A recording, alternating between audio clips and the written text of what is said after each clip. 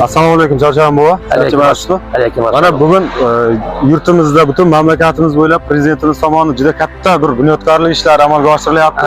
Ushbu bunyodkorlik ishlari har bir chekka tumanlardan chekka mahallalarga yetib boryapti. Mana Bandixon tumani tashkil bo'lganiga ko'p bo'lgani yo'q, o'zingiz xabaringiz bor, lekin tumanda shu kungacha juda katta o'zgarishlar amalga oshirildi. Hozir ayni paytda mana Bektepa mahallasi katta yo'l bo'yida 2 kilometr salomatlik yo'lakchasi qurilyapti. Shu haqida o'zingiz fikringizni ikki og'iz aytib o'tsangiz. Doğru, mana bundan tuman bo'lmasdan oldin yosh bolalarning kirishi, maktabga borishi, yasliga borishi toza qiynalib ketdi.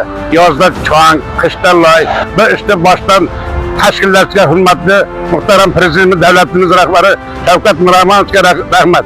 Yaqinda ko'p bo'lgan jamoa 6 yil 5 yil bo'ldi. Rahmat, katta o'zgarishlar.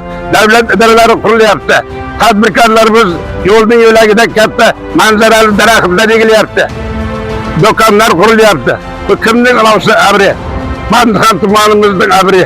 Ko'chalar chiroyli, yo'l qorong'i chiroqlari o'tkazilgan, hamma sharoitlar bor.